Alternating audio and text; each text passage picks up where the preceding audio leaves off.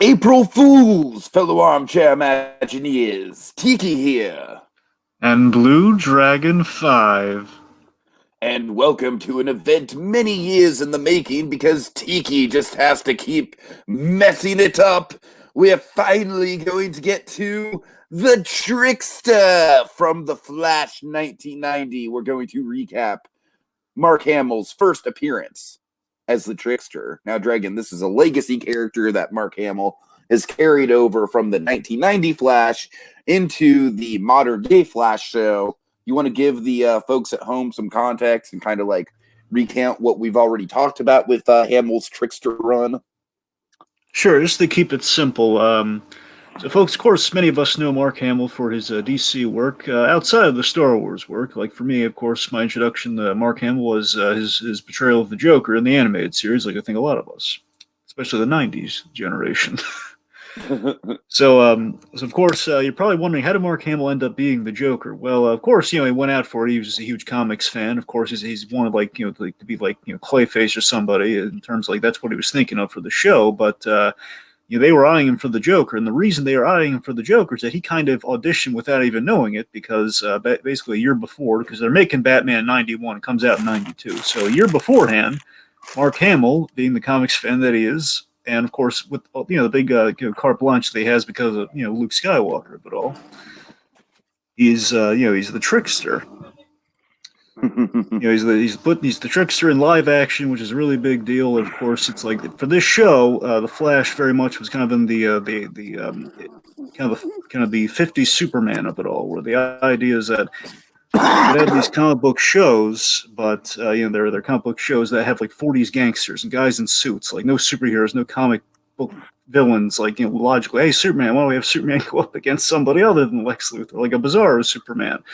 50s, unheard of, and of course we don't want to go too campy like the 60s Batman. So Flash was kind of stuck in that until, okay, let's try out a comic book villain, which was the Trickster, and let's give him a big name. Let's give him Mark Hamill, and because of that, transcendentally, we get what we get now with the CW Flash, where you have comic book characters left and right. You can't escape them. We're fully going off the page. And my favorite episode of the Flash, of the new show, is the Trickster episode. Not only for its reverse flashy stuff, because I love the reverse Flash, but again, for the wonderful kind of like love and reverence they showed towards Mark Hamill coming back to kind of pass the torch as the Trickster. And it's fantastic. And we're citing basically this year, and I guess next year, if all goes accordingly. We'll be covering, kind of his two famous Trickster appearances on The Flash, because he appears here first, and then he closes out the entire series of the 90s Flash with his second appearance, which in my opinion is even better. But still, this is the first one, folks. This is the history maker. That's what we're talking about. All right, so right off the bat, Dragon, I'm just going to kind of have to lay my thesis statement out for the episode, where all the Mark Hamill stuff is gold. And I like quite a bit of the Barry Allen stuff. The big thing, and Dragon, I think you remember me talking about this when we were planning on doing it last year, and I have to bring it up now. The big thing that marks this episode down for me is all the love triangle stuff. The love triangle stuff between the Megan and Tina characters. Oh man, it's I don't know. It's very, very, very 90s, love triangle, pretty stock. That part of the episode hasn't aged well, Dragon. That's all I'll say. That was by far my biggest problem with the episode. Now, to be fair, you are just kind of jumping. You're not uberly familiar with the 90s Flash, right? Oh, God, no. That's the thing. I will say I like the Megan character a lot better than I like the Tina character, so... Yeah, well, again, that's kind of like Tina's been there from the beginning, and basically Barry has had a couple of love interests, and like the curse of the show is only ran one season. They're never able to develop things beyond that, as much as they wanted to, and much as they didn't have room to do it. And the Tina McGee character was kind of built in, but they were always like friends who kind of wanted more, but they never spoke up. It was kind of a will they, won't they? Okay. So that's kind of the thing there. So I don't know. Maybe give more episodes you might like Tina McGee, or maybe you don't. I don't know.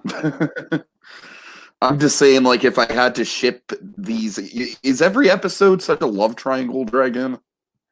Well, not every episode's a love triangle. I'm just saying because they set up the Megan Lockhart character, who again she had great chemistry with Barry Allen. Hence the reason I think you like him. She has way better chemistry with Barry Allen than Barry Allen has with Tina McGee, in my opinion. They set her up. I don't know if she did more than 2 episodes because you know she was there then, here, and maybe the other Trickster episode. But Megan Lockhart, she's only in a couple episodes. So, but that's the thing. So that's kind of basically this is it's like happens to be a love triangle because I love the chemistry they have with Megan. They're like, okay, well, we have the regular Tina thing going on here, so you know they're gonna probably bump heads. Why not? All right. Well, logically, if we bring one in, then there's going to be some friction there. So friction all about the vibration of the Flash there. So it's all relative. All right. Okay, so let's start things off.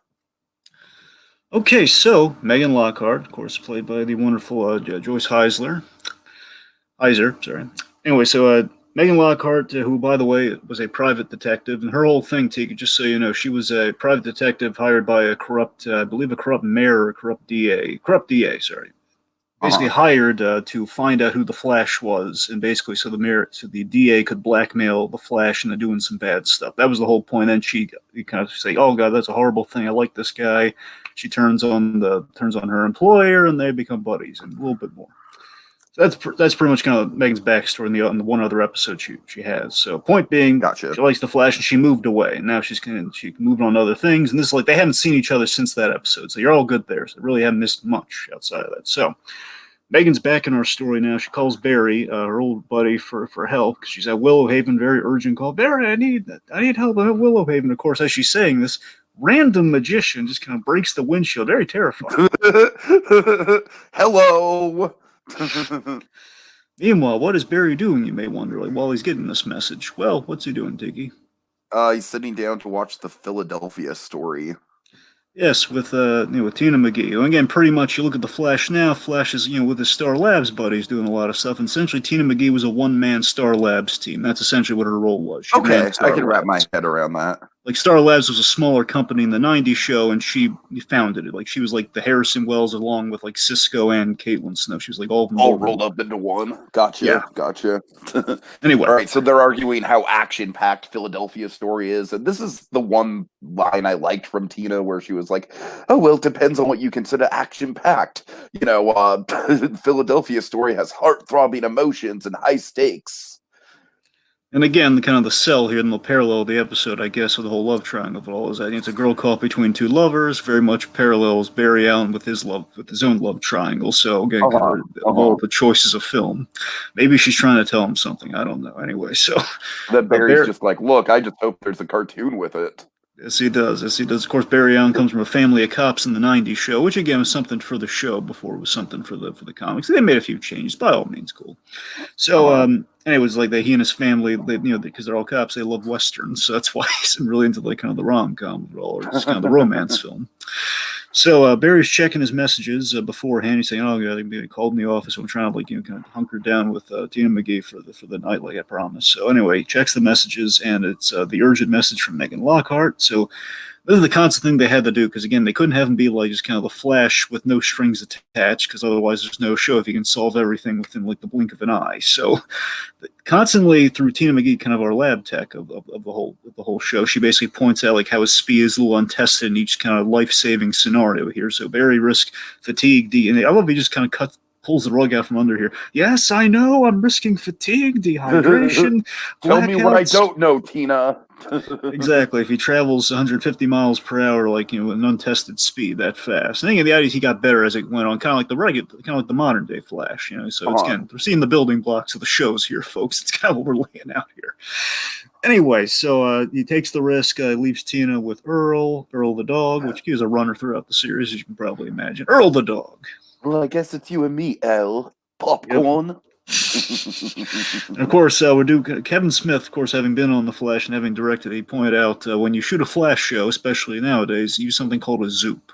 A zoop, kids, is how you simulate a speedster. Basically, it's like he's about to leave, he strikes a pose, and then he kind of like hurries, like a little hurry back shot, like he just like takes a step forward, like, oh God, what I miss. Whenever you do that, like it's kind of you freeze, add the little effect, and basically you have like an air cannon blow all the papers and everything asunder. called a zoop, apparently, in the industry. So, but the really cool thing is that the 90s show had a lot of practical speed effects, with new ones all done digitally, along with kind of like the air cannon to blow the stuff around. So you know, some really fun stuff. Some worked better. I think this episode they got the stuff that worked better versus sometimes when it didn't work. I would say the effects are charming. That's the thing; they're charming. The practical charm to it you don't see every day. It's kind of something unique to this show. You never really had kind to of see. Got a herky jerky quality that sort of reminds me of stop motion. I know it's not stop motion, but it's kind of got that same feeling. Well, again, it's kind of like a stop frame sort of thing. So exactly. Motion. But yeah, anyway. Okay, so leaves them to enjoy the movie. Okay, then we meet. Okay, now we meet the real star kids. Buckle up. Prepare to be amazed, ladies and gentlemen. And I just want to let's just throw into the conversation here how amazing the Trickster's theme is. Oh yes. Of course, Shirley, oh, by the way, I should have mentioned this at the top. Shirley Walker, this was also kind of her audition for Batman the Animated Series. She did no kidding! So here, it's exactly what went down with Batman the Animated Series, Tiki. So here's what happened. Danny Elfman did the main theme, much like the animated series, and Shirley Walker ran with it, and she did all the original cues and everything, and so she did that, and I guess they pulled the rabbit from the same hat on that one, but the best rabbit ever. So James, just speaking of rabbits from hats here again, I guess the idea of the Trickster, and the idea is Trickster, you're not 100% sure like where the origin point is, because again he's crazy. Is that at this point he's with all the different personalities rumbling around his head. In this case, he's a trickster in the sense of a magician for this crime spree, for this kind of murder spree. Oh God, I love this whole fake audience he has set up here. Yeah, again, this reminded me of Christmas with the Joker, where if you remember, when the Joker is like he's talking to the audience, they're all like cardboard cutouts. So yeah. So he plays to a mannequin crowd. You're such a lovely audience. Give yourselves a round of applause. And I love the little soundboard. He plays with the clapping effects and the heckler effect. You stink. You stink. A disbeliever will figure out how this one works, and he pulls out a gun and just shoots him. Shoots the mannequin. So this guy instantly fantastic and off his rocker, and just is a lot of fun. I got to tell you, this is probably like one of the first tastes we ever got of like unhinged Mark Hamill. It is. I really love about it rewatching this, especially this first one. This is like pure 90s Mark Hamill, man. Totally. Especially in an echoey theater, he sounds just like Mask of the Phantasm, and I love it. He just sounds like, because it has the echo of like Joker in the park at the end of Mask of the Phantasm, in the World of Tomorrow, like, in 5 minutes, everything goes. That's kind of what he said. I love it. Anyway, so he brings out Megan. Other prestidigitators may have given the illusion of sawing a woman in half.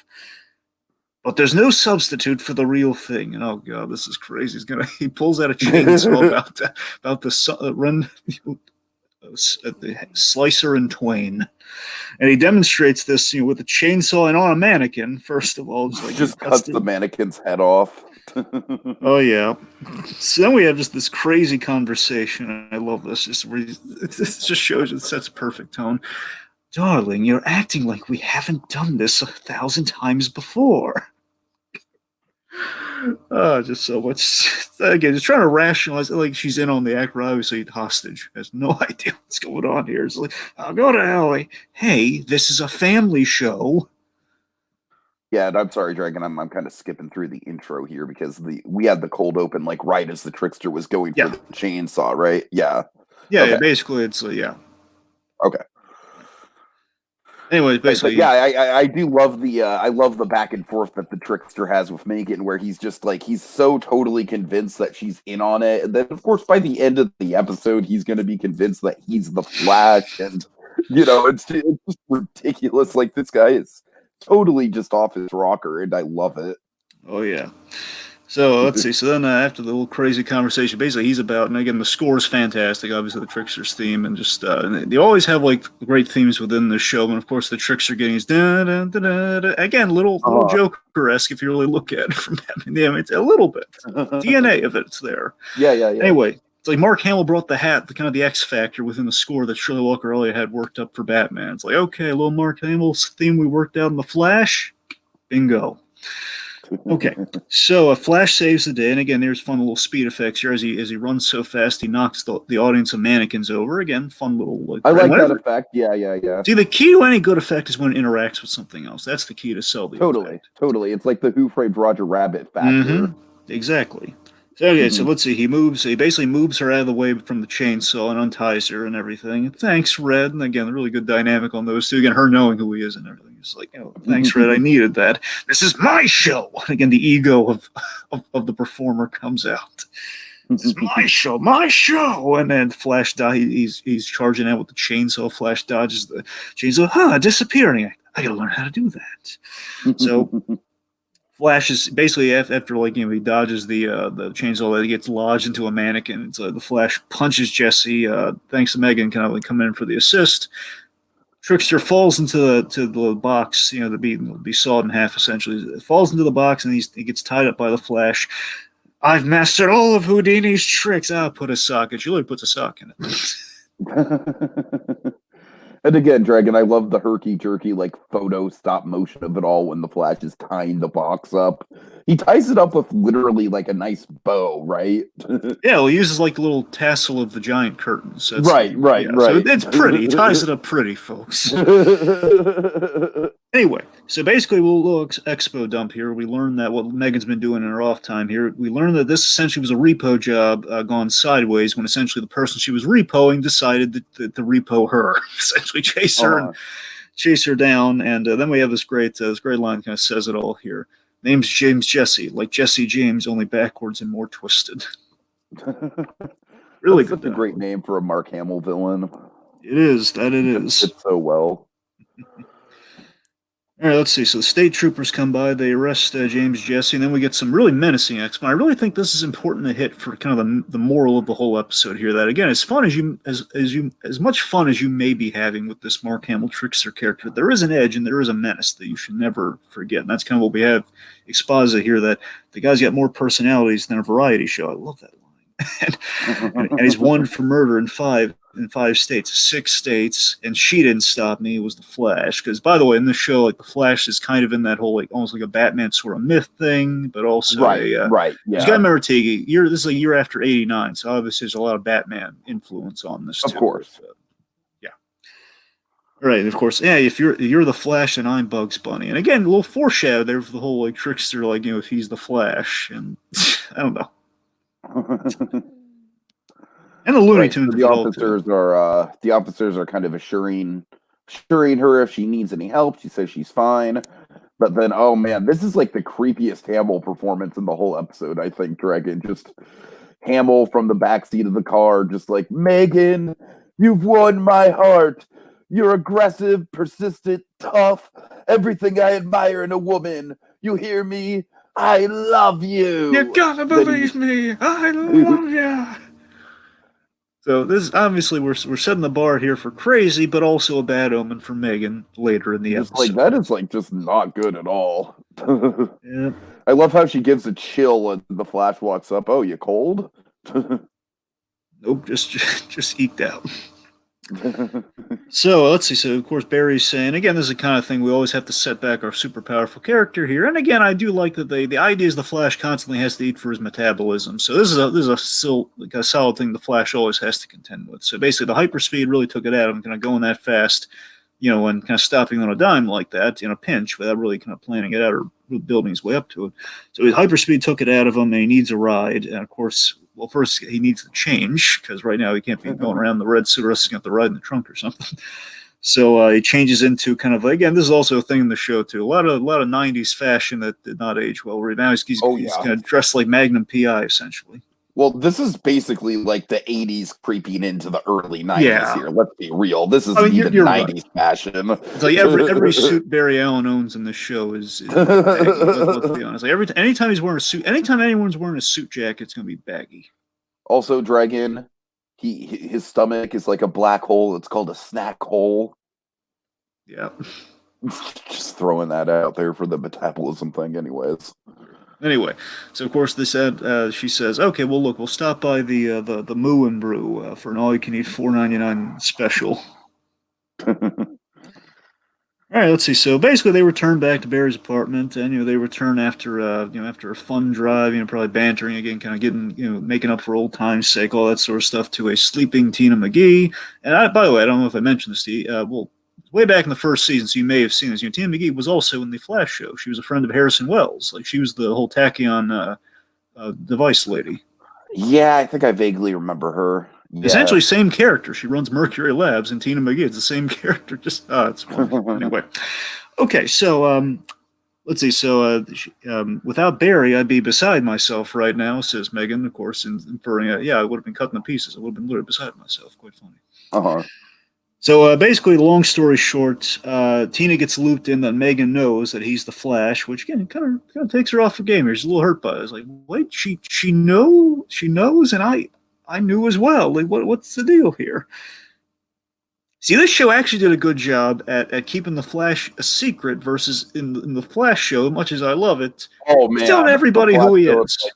By episode 5 or 6, everyone knows exactly who he is. Yeah, that's what I'm saying. Like, pretty much everybody, everyone but a stranger in the street knows who the Flash is. That's what really annoying after. I love that show to pieces, but over time it kind of loses a piece of itself. I won't lie. Yeah, anyway.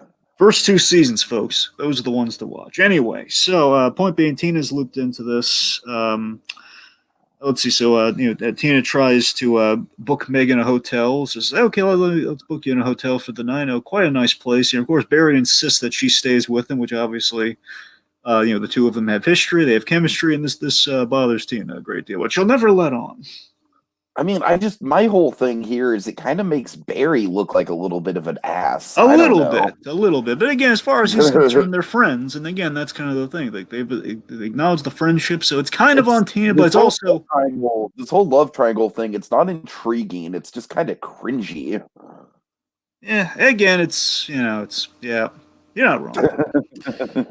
Point being, it's like Barry could be a little bit more sensitive to it, but again, the two of them aren't really reading in between the lines here. So, yeah.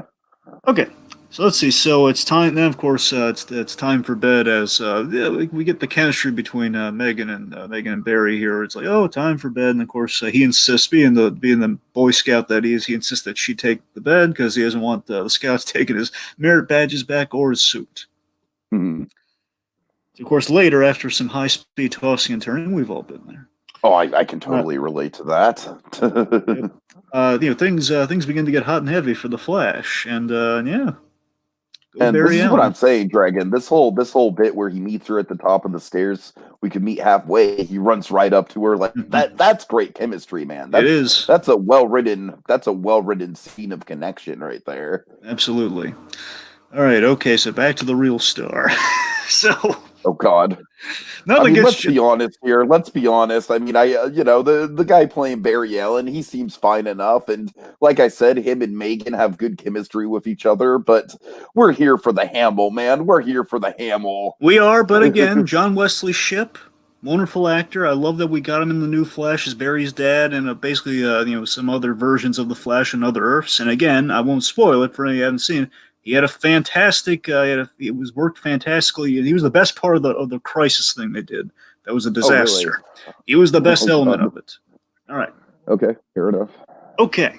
So meanwhile, on the trek to state lockup, they're taking James Jesse to lockup, and it's still like a long kind of trek. While you have the one driving, you have the one behind him guarding him.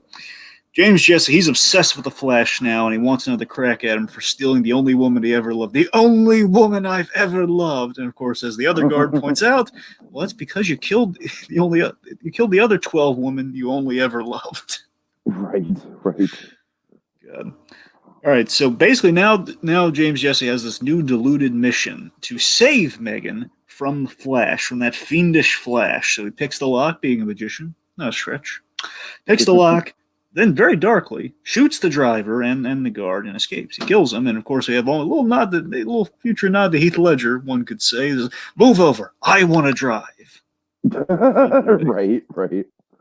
So then James Jesse finds, and again, I love how we brought this back into the CW Flash, the same location where James Jesse finds an abandoned prop warehouse, Then we have this big stalking shot where we, the audience, are going through this little warehouse, little funhouse warehouse, and we're building up the big reveal. And of course, I love this. I love this. This feels like something out of Are You Afraid of the Dark or something like that. It's a very 90s reveal. You may have defeated James Jesse, but you'll never defeat the Trickster. And again, Tiki, this is a huge moment for this show. We went from the comic to the screen, and with sparklers. I just love his menacing little laugh. I love his design. The sparklers are great. Everything about it is wonderful.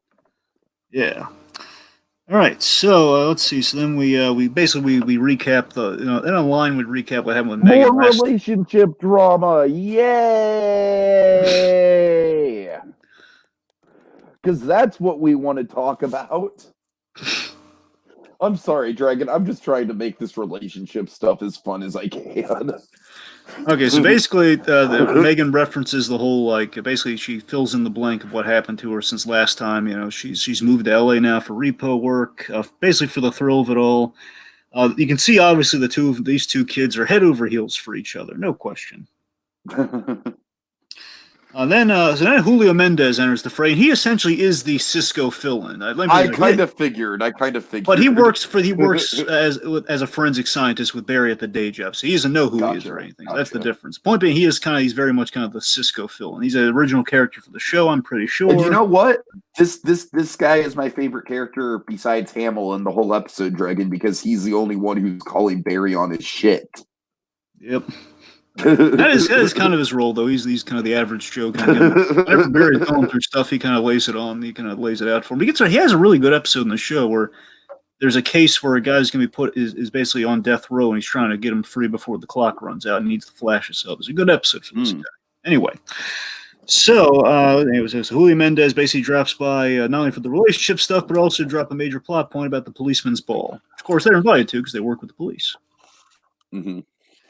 So Julio's asking, Barry Allen, the ladies' man here. What's eating them? Of course, before Barry can really struggle to answer him here, Tina enters the scene, which of course, triangle. Yep. So she reminds Barry that they're going to the ball. They already had plans to go to the ball, and then of course Tina's trying to make the best out of bad situation. How about a foursome? Then the idea gets shot down here, and then Tina's like, okay, well, yeah, I wasn't even fully committed to going to the thing anyway. Not saying what she's feeling right now, so that Tina leaves without her. The whole thing is like, I don't not feel bad for Tina, but her presence in the episode is it's just remarkably uncomfortable. See, I'll tell you what it is, Tiki. Here's the problem. Here's why I think you're feeling this way. You're not wrong. Is that traditionally, Tina has a very useful role in the episodes, but as they say later in this episode, Trickster isn't quite like Star Lab's problem, isn't quite a sciencey problem. Right. So Tina is in here the only way they can get her in here, which again is a logical thing. Where obviously she and the whole Megan situation, they might bump heads a little bit.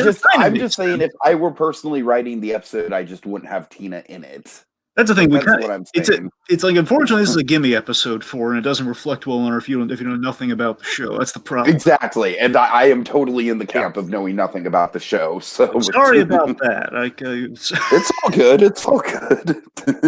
Anyway, point being, she leaves without her croissant, Tiki. Where's Barry? Croissant? Leaves without the croissant. Croissant? I'm sorry, I can't resist. What's what? So anyway, poor girl left without her pastry. So would it count as a pastry? Anyway. Oh, a croissant. A croissant's definitely a pastry. Oh, it is a pastry. Okay, that's good. I feel. Okay, right. Definitely.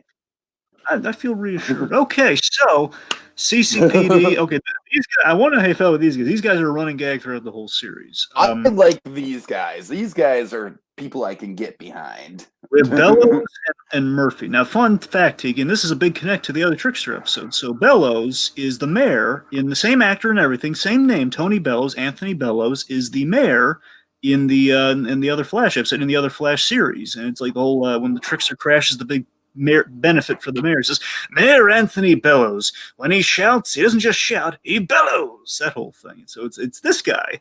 Huh. Interesting. Fun fact. It was really great. Anyway, so point being, Bellows here, cop, and Murphy, and there's this run. I forget if it was from the beginning or not, but they were always these characters, and they began this running gag that we really do really well here, where Bellows thinks that Murphy's the Flash. So this is a running gag throughout the whole show, is the whole Flash thing with this guy? At the very least, at least half the show, which is only one season. Okay. At least there's a certain point where they're in it through the whole series, and then they kind of they're fun characters, and then we give them this runner of he thinks once they know the Flash is real, or at least the Flash is this real thing the police have to deal with. Wait a minute, what if it's? I think I know who it is, and you think, oh God, Barry's in trouble. It's Murphy. So he thinks Murphy's the Flash. Of course, if you look at Murphy, mustache, can't be the Flash. Right. And of course, Megan and Barry, they play along being the two that know this. And of course, there's a wonderful John Wesley Shipp. He's wonderful in this. There's a John Wesley Shipp. Also, the dad from Neverending Story for the kids out there. Oh, there you go. Okay. They actually had the kid from Neverending Story in this show, too, by the way. They worked him in there. Anyway, sir, your secret... Murphy, Officer Murphy, your secret's safe with us. It's so an honor, sir. Then we have Lieutenant Garfield, who's kind of like Captain Singh from the other shows. Always the police captain, has a fondness for Barry Allen, but also literally gruff with him. So that's kind of the dynamic there. So Lieutenant Garfield brings us the James Jesse escape news, which makes Megan Lockhart justifiably nervous, seeing how off his rocker that guy was. So the Trickster prepares his plan to. This is a really great and creepy scene here. The Trickster prepares to recites his plan to liberate Megan from the Flash's control and turn her into Prank, his new sidekick. Basically, this is the proto Harley Quinn story, essentially. I love the idea of Prank. And you're right, it is very proto Harley Quinn. And again, continued. Prank is just such a good name for a would-be sidekick for the Trickster. I'll clue you in on this, Tiki. The next episode, the follow-up episode, basically what happens, as you can probably guess, folks, Trickster gets foiled, but there is a follow-up where it's the trial of the Trickster. So the aftermath, an actual Prank will manifest herself. So that's what's really great about this. The Prank's actually a mantle. It gets kind of started here, that we get an actual kind of Trickster Harley Quinn. The next one's great. So... Mark Hamill, I love Mark Hamill's conviction in this scene where, I love when we put a mask on him so you can't really see it. So he's having a conversation with essentially Megan in his head. Mm-hmm. Oh, Trickster, it's beautiful. It's just, oh God, but it's just wonderful. I love how he's crafting this diluted history with this woman that he just met.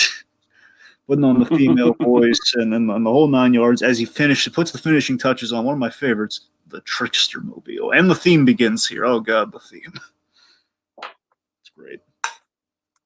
All right, so we're in the park, and again, scene we kind of echo in the CW Flasher. There's kind of a Trickster bomb threat at the park. Kind of fun. Uh-huh. So Megan. I love the production design of this big present thing that opens up. Yeah, you're right. That's so good. So Megan, basically, we saw the scene. Megan says she's been on her own in regards to the Trickster situation. You're not the whole relationship thing for a change. So Megan's been on her own since she was 15, standing up to wise guys and pimps. But she's she's scared to death over this James Jesse's character. He's nuts. He's never come across anything like that. So and he's in love with me. And oh God, I don't know how to deal with that. So Barry says he'll protect her. So I'm not really big on other people fighting my battles for me. So again, we set the stage that she really wants to stand up for herself. She doesn't want to be a damsel in distress, which again makes sense for this character. It's endearing. It's Megan doesn't want to be a damsel in distress. So the Trickster arrives, making his grand debut here in the Trickster mobile, delivering that giant gift, and we reveal it to be this basically it's a Mercury statue it's kind of a Mercury statue colored like the Flash with the Jay Garrick helmet, which again is a little deep cut pull to the original. Yeah. Jay Garrick helmet. Of course, he's holding a bomb, and inside that bomb is an actual bomb. And of course, Trickster's big proclamation before the bomb starts is I'm here. I am the Trickster, and I'm here to rescue you from the menace known as the Flash. Oh, I think he got some. Sorry, I'm just making a Bane joke here. I think he got some help from Bane in planting that bomb, Dragon. Yeah. All right, lame Bane joke over. Go ahead. This is what's great too. I love that again, almost kind of your Joker Batman dynamic. I love that in the moment here.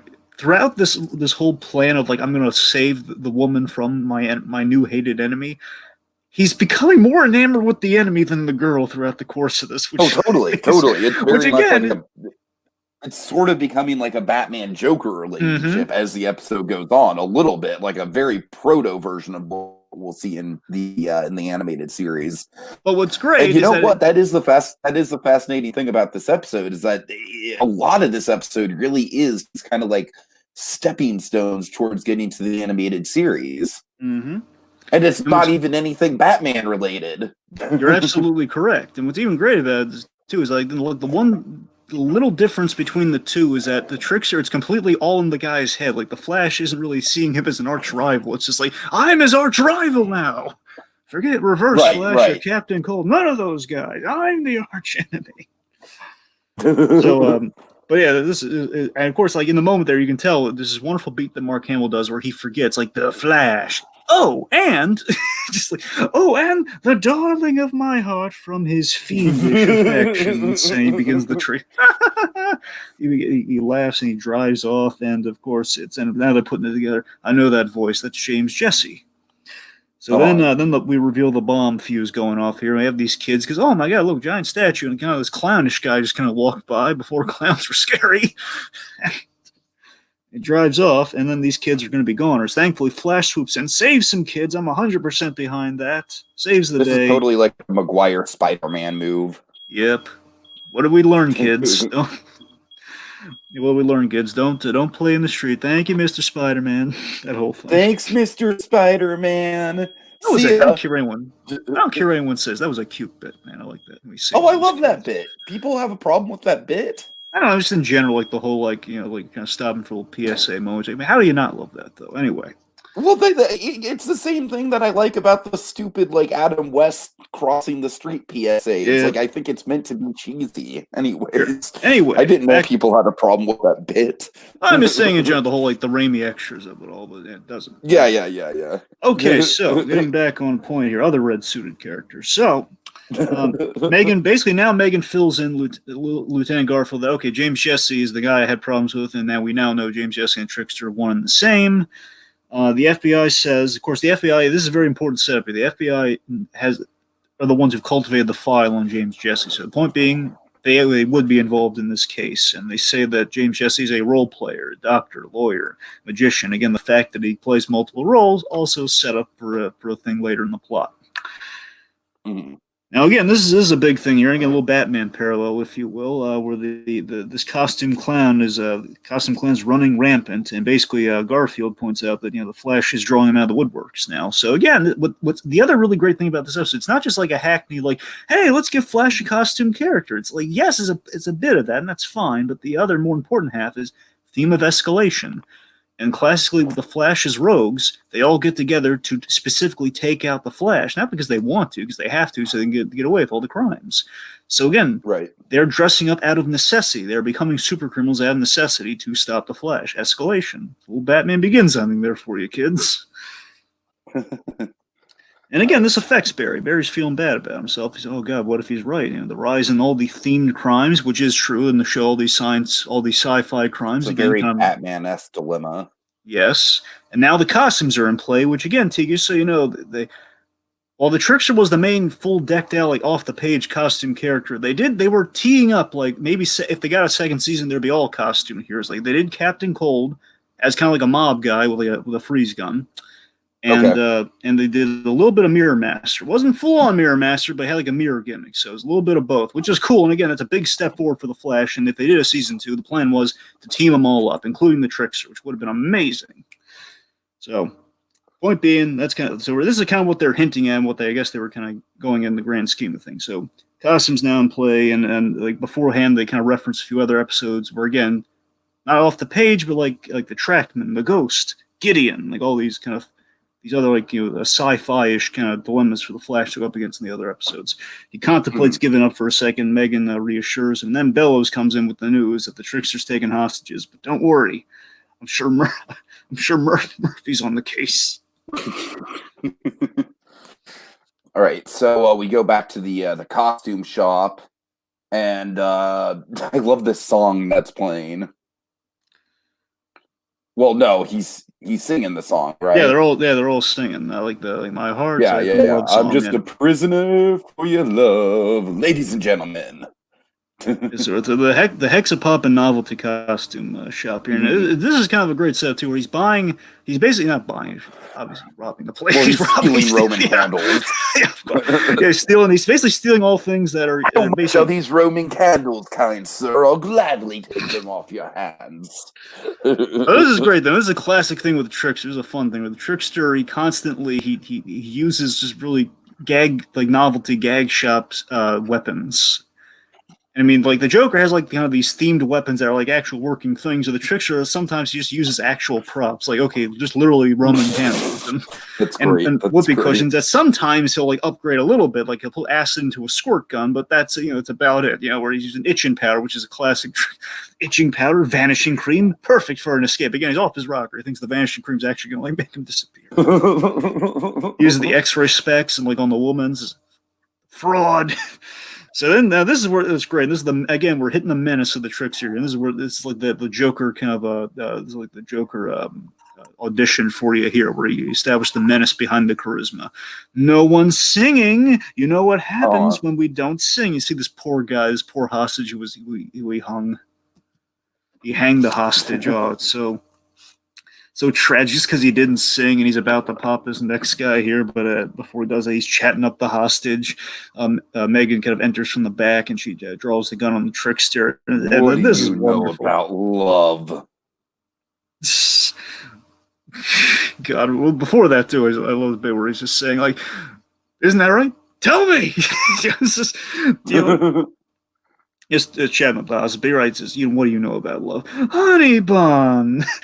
Are you still under his power?"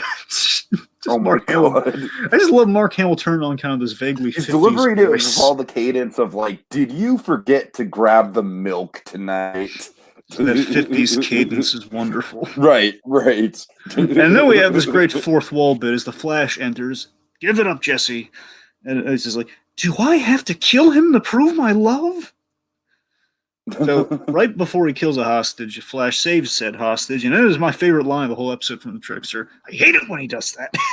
All right, so he uses a smoke bomb, runs to the car, Flash gives chase, and then we have the marbles. Use all these marbles. Yeah, the marbles, right. These marbles and ball bearings in the back of the Trickster mobile, and basically that is the Flash is running on at a high speed, like they fire off like machine gun fire. Again, fun practical speed stuff here. Yeah, totally. And again, real aftermath. I actually I think the CW does the Flash effects good enough, but you're right. I feel like there's kind of a physicality to this that's missing in the CW Flash. Oh, yeah.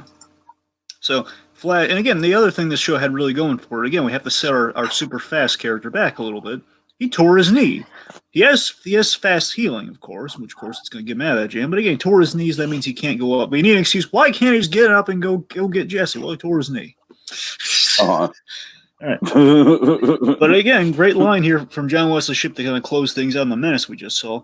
I'd laugh if people weren't dead.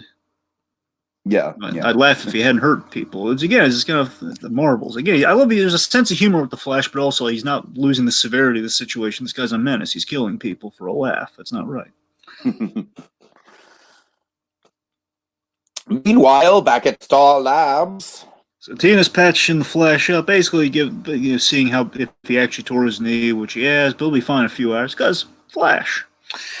So he thanks Tina, and she says, "Well, me, not much of a social calendar at the moment. Of course, throwing a little bit of shade Barry's way. Like, we had plans. You kind of broke it." Deserves, honestly. I'm does. Honestly, like, as much as I'm shipping Barry and Megan in this episode, I'm on Tina's side morally. I just want to throw that out there. Hashtag Alan Hart. I think Megan and Barry have better chemistry. But Tina's in the right, damn it. She's in the right. Anyways. I'm like getting slowly invested into this stupid love triangle that probably only lasts an episode. Hashtag begging. Bacon, oh god. I'm begging for it to work. Oh no. I'm just begging. Anyway. That's ridiculous. Anyway, getting back on point here. All right, so again, this is where we get the line here for again kind of Tina's undoing in terms of her usefulness in the episode here, where Tina wants to help, but as Barry points out, it's not really a Star Labs matter. It's like itching powder and marbles. It's not really really Star Labs job. Basically, Dragon, they they pull a Rose on her from Rise of Skywalker. Yeah. They're just like, no, Tina, you go over there. You are not in this story. You do this. We'll save it for the Disney Plus show. You're all good. Right. So, anyway, so Megan wants to do it herself. She wants to bring him in herself, really saying the whole, I'm no damsel. I found you out. She can really determine here. Again, I found you out. I can find where Jesse is. Uh-huh. Yeah, she'll say again, Barry's asking, what is she trying to prove here? And again, Tina kind of turns it in on him a little bit here. So, and basically making the point, you know what? The Flash can't be a shining knight in red armor for everyone every day. You can't save everyone like 24/7. It's going to drive you mad. Even if you are fast, you can't do that. Mm. All right, then we have, oh God, so later on, so, Barry's helping her out. I guess he took the words to heart here. He's trying to help her a little, some information in her search here, giving her some leads with this whole Freddie Mercury gag. No, not Freddie Mercury. Mercury, the god of speed. So Barry gives her some leads for the warehouse to check out. She's trying to find his lair. Meanwhile, Barry, he's frustrated by the slow computer. This is the classic stuff I love with the character of the Flash. I love the mundanity of these guys so fast, yet he'll be like stuck in traffic if he's driving in his alter ego, or he's right. or he's going to be late constantly, or he's going to be as the alter ego, or the computer's going to be too slow for his liking. It just drives him nuts. It's kind of like the classic Dash from The Incredibles situation, where it's like he wants to use his powers, but he can't. Exactly. So Julio's dropping by here, and he's asking about the girl problems, and of course, relax, I can solve your girl problems. It sounds like a Dr. Love thing. Oh God! I think I can already tell I like this Julio character if I were to binge the show. I have a feeling you would too. Thing. Anyway, so Julio here, basically he gives him like the whole, basically it's a natural thing for you to be kind of caught up between the two women here, and he's just glad that Barry Allen's getting out there. He's not just sublimating his sex drive with food, which again, the whole metabolism thing for the Flash. He's not just, you're constantly just kind of eating alone with the dog. I love how, as he says that, Barry takes a bite of the chips or whatever Julio's eating. Yeah. All right, like, so I'm then... gonna maintain my sex drive right now. Chomp. So all right, Drake, I'm gonna grab a Red Bull really quick. Okay, I'll be like 5 seconds. All right. All right, I'll time you. See if you're in a flash. Okay, well, 15 seconds. All right, literally time me 15 seconds, and I'll be back. All right. All right. One Mississippi. No, I'm kidding. Okay, here's what happens. So, all right. So, an FBI agent arrives, and it's Bob Endicott, FBI. Bob Endicott arrives to work the James Jesse case. And, of course, folks, as you can probably tell, again, being in the know as you are, it's probably Mark Hamill. It's Mark Hamill in makeup. I got him very convincing makeup. And, again, Mark Hamill, again, seeing him out of the whole trickster regalia and everything, again, kind of blending in, essentially, giving him a mustache. And, again, Mark Hamill, being the good actor he is, you kind of buy it. The whole Bob Endicott of it all. So we're talking Bob Endicott together. How'd you feel with Mark Hamill as Bob Endicott? Oh, I love this. I love this little fake out. And I like how it lasts for like almost like half an act or something like that of the episode. Yeah. It's like they they really do kind of stretch it out. And Barry kind of makes Barry look like a little bit of an idiot too, honestly. But again, to be fair, he's only seen Jesse as the trickster and decked out in the magician here. So again, it's kind of, do you kind of buy it though? I think Mark Hamill was really good in kind of changing things up here with the makeup and everything. Obviously we know, but if you were a stranger, would you buy it? I would buy it. That's what I'm saying. So, of course, he's putting on a different voice and everything. Anyway, so he's trying to find Megan via, putting her in federal protection. That's kind of the gambit that he's using here. So, the lieutenant is her safety is our top priority. So, lieutenant then comes in to drop a plot point that puts Barry in real danger here. Where the lieutenant says, "Hey, Alan, no, your girlfriend? Any word back from your girlfriend?" Of course, girlfriend. Girlfriend. Like Brock from the Pokemon sketch on HI. Girlfriend. Anyway. Oh my God, I just thought of a good idea for a Just Giggle at Brock sketch. Okay, not now. Brock struggling with social distancing. Oh god, okay, that'd be funny. Be playing all right. Okay, anyway, we can't speculate on that right now. I have ideas, but we don't have time for those ideas. So... All right. Okay, so anyway, so Megan, she finds the warehouse. And she finds the prank mannequin with her picture essentially like, taped to the front of it that Trickster was kissing earlier, all creepy and stuff. Oh god.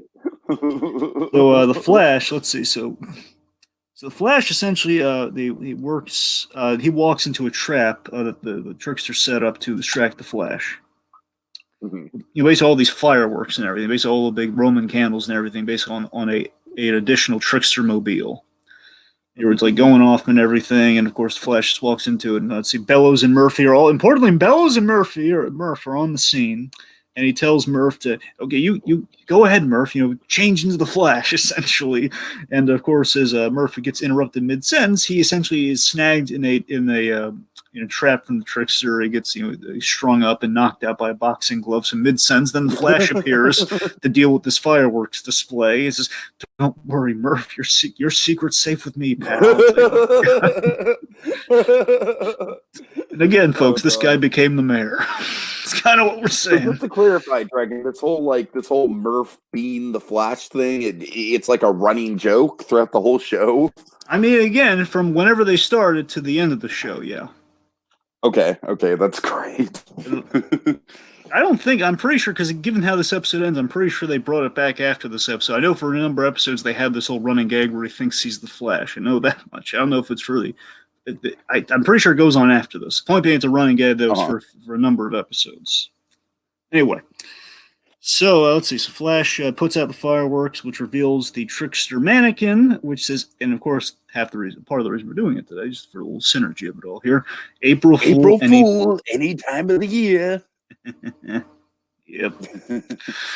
All right, so then we're in Barry's apartment. So Earl's barking at Endicott here, and of course the door was open. And basically, Endicott uses the excuse as Barry comes home and says, "Wait, what are you doing here?" He says, "Oh, the door was open, Alan. I'm here to kind of discuss notes and see what Lockhart found out." Now, importantly, not importantly, but a little fun fact.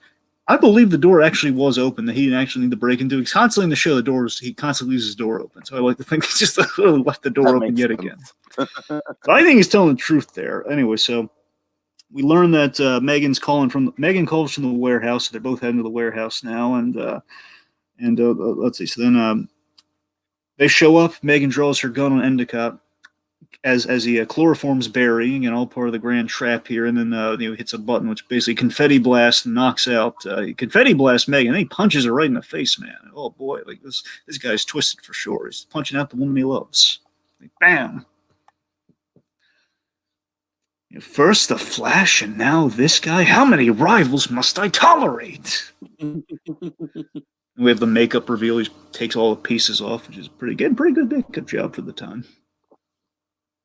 No, it is pretty good makeup. I won't deny you that. It's really good makeup. All right, so then we have yet another Batman tie-in and a Joker episode, no less, too, where, again, it was like the Be a Clown episode where they have the old Houdini water trap.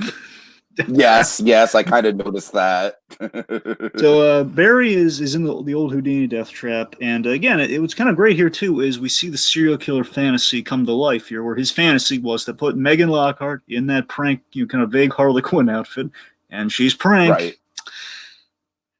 Let's see, and this is a great, oh god, I love this scene so much here. Basically, Megan's kind of begging for Barry's life because he's upside down, he's about to be drowned, because even if Barry is super fast, he's probably going to drown. He's no Superman. Chances are he's probably going to drown if he's upside down. And right now he's knocked out too, so he's not waking up. So that's even more, chances are not good.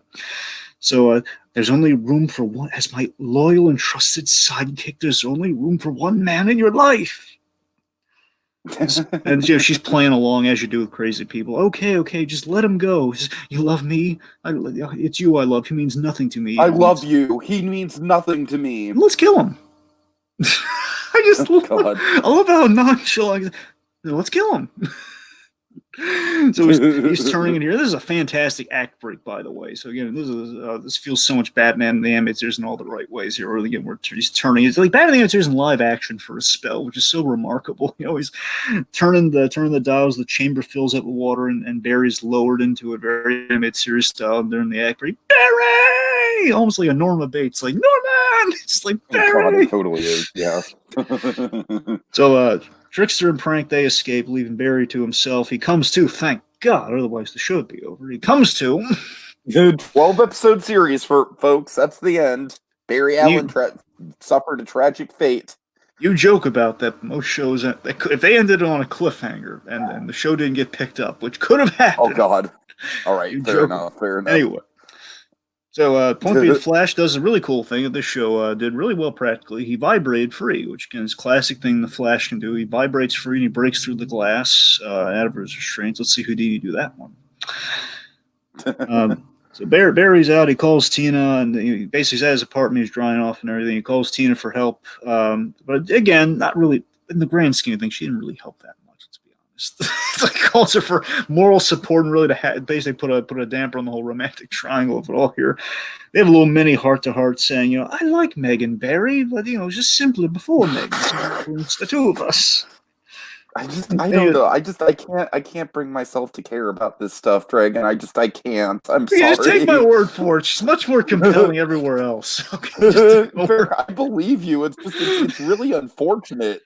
Yeah. It kind of reminds me of that Jimmy Neutron situation where you're just like, oh, don't worry, Tiki. Like, Jimmy Neutron's likable in all the other episodes, and then we watch like the episode where he is the least likable out of any run of episodes. Yeah. Anyway, it's very unfortunate to have like it is. And this is what I hated doing in Christmas and July, Dragon, is especially when we do like 25 things in Christmases in July, we'd inevitably run into these things where we'd have side characters, but they'd only have like a couple appearances within the episode, so that would kind of leave me to just sort of speculate on their role in the overall story. So yeah, kind of a byproduct of what we do here sometimes. All right. So, point being, like, nothing's going to get in the way of our friendship. Little button there. Not going to do anything with it until season 2. That's never going to happen.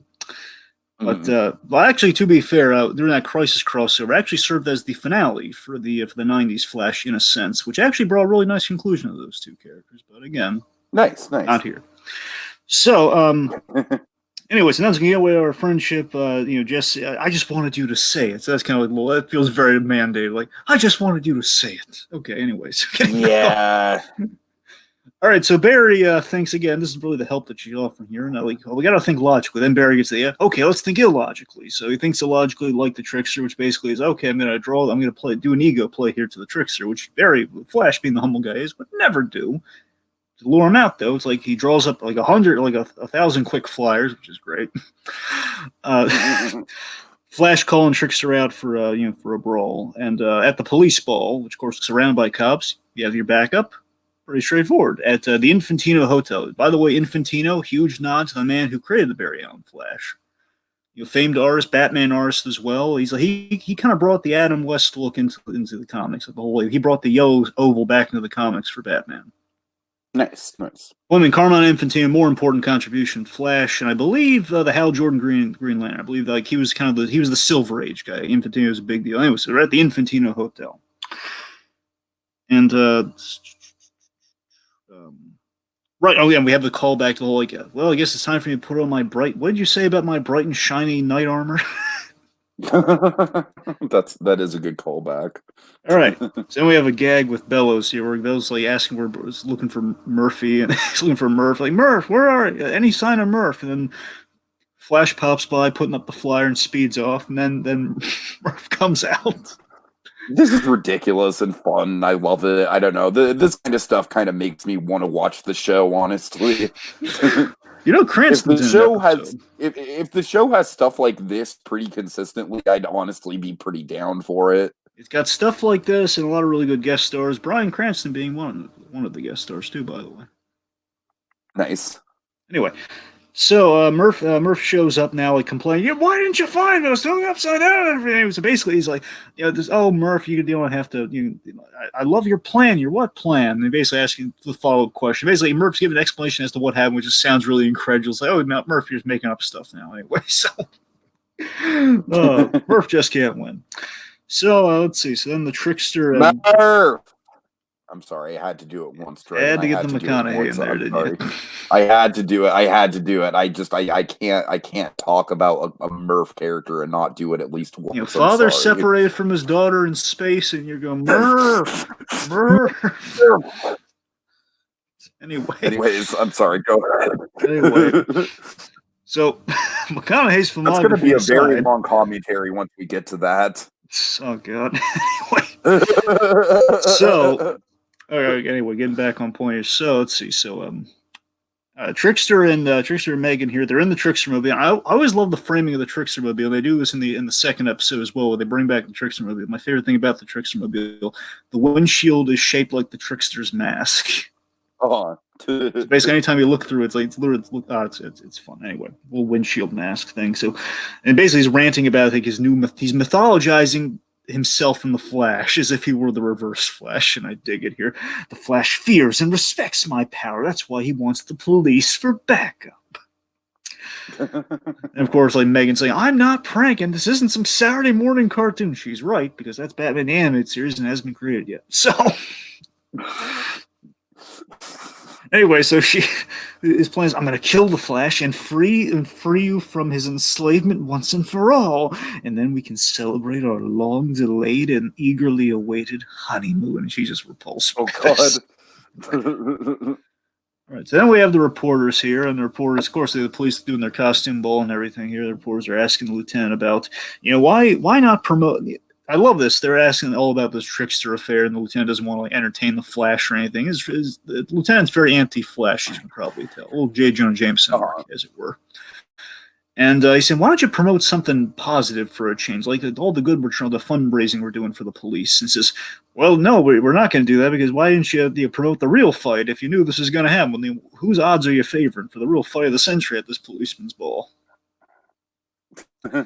It's a no-go. He's not even entertaining this. Meanwhile, then they'll get to you. Take us through this bit. You take us through this payoff. Okay, what exactly are we on now? Murph, the big Murph payoff. Oh God, I'm sorry. And he arrives. The Flash arrives, Tiki. The Flash, in quotes, arrives. Right, and it's Murph. And everything is everything just kind of is like wait, it's almost kind of like a record scratch moment, if I remember correctly. Wait a minute, who the hell are you? We play the music and we pan up and we see Murph just kind of showing up in this really ridiculous, lousy Flash costume, and then basically Bellows go, Murph, what are you doing showing up in your costume? I love these. Bellows is so stupid. He just thinks it's clearly not the same Flash outfit. And I love how Bellows just genuinely, he's got a genuine concern about Murph as the Flash and keeping the secret, and he feels like he has a duty to Murph to keep the secret. I love it. And he comes out to the press saying, yes, folks, it's true, I'm tired of hiding. He takes off his sunglasses, which are barely even a mask. He says, I am the Flash, and of course, and then basically Bellows rationalizes this later on. He's like, I get it. You threw people off the scent by wearing such a ridiculous costume. Makes sense. All right, let's see. Of course, the chief has no time for, Lieutenant has no time for this. Anyway, so we're at the party. Bellows still believes, and of course, we have the gag where 10 other Flashes are at the party, all terrible costumes. Let's see. So then the Trickster as the chef here, and again, classically, the Trickster's making he snuck in there dressed as a chef, master of disguise, that James Jesse, with Megan in tow and a gas bomb. Trickster, this is perfect here. Then the Trickster mistakes Murphy for the Flash. Says, this is perfect. It feels like a Gonzo gag from the Muppets, just Gonzo mistaking a guest for somebody. Odd pool, I know. I'm sorry, just indulging me on that. Anyways, no, I get it. Anyway, so just like a decoy, pathetic. Nobody tricks the trickster. Nobody. And of course, I love how offended he gets. Like he was tricked as like as the gas bomb goes over. I want to say it's a stink bomb, but I don't quite know. I don't seem to be keeling over. I can only guess it's a stink bomb from the novelty shop. Anyway, so nobody tricks the trickster. And then we have this really great kind of Western kind of standoff here. The Flash basically he's fulfilling the other serial killer fantasy if he wants to be the arch enemy of the Flash. So he's kind of fulfilling the other fantasy of the trickster here, where Flash shows up. We should let the air out of here. Something stinks. That's a great, just great. That is a good line. Yeah. Okay, and this is my favorite. Okay, this is the best trickster line. You want to do it?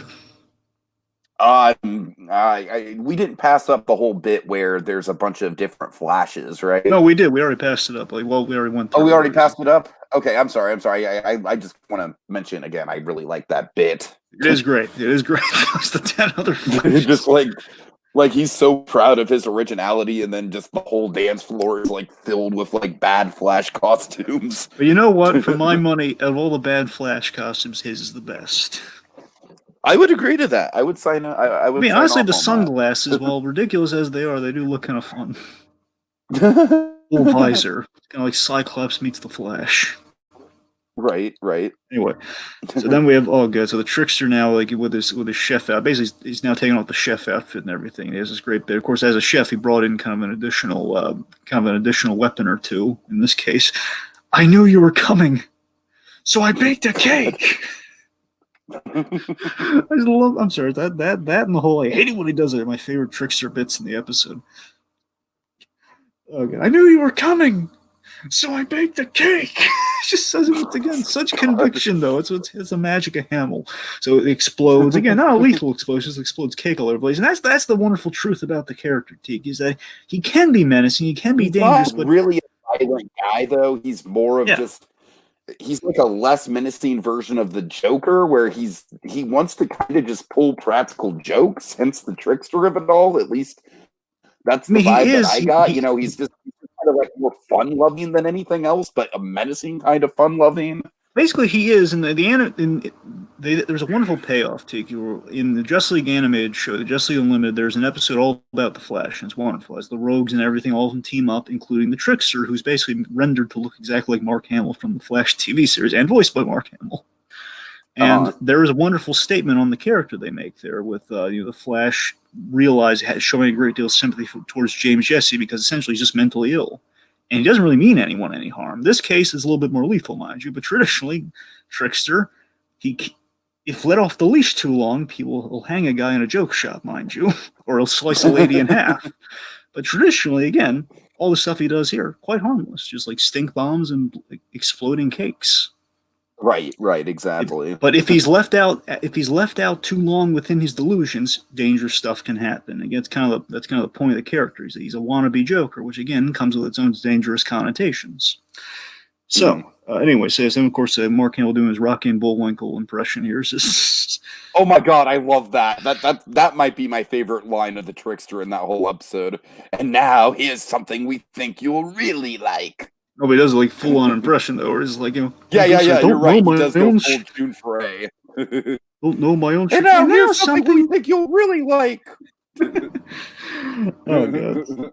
Let's see. He's basically so Flash puts the fire. Basically, he pulls out a flare gun from the Rabbit in the Hat, and basically the Flash puts the fire out from the flares that he's firing there. Again, literally putting out fires around this guy. No one's really in danger. Just if they stick around too long.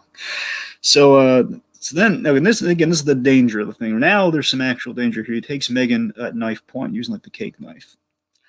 And he's saying, "You must have replaced her with a robot, which means she won't bleed." So again, you see the guy's completely off his rocker. He's just too deluded to realize she's just not that into you, man. So then she hits him. Right. She hits him and flips him again. No damsel in distress. She takes care of herself. Trained PI. I'm sick of this cartoon crap. just takes it out. And this is great too. I believe. I think. Oh yeah. So basically, after that, I think he gets up and he tries to make a run for it. The Flash.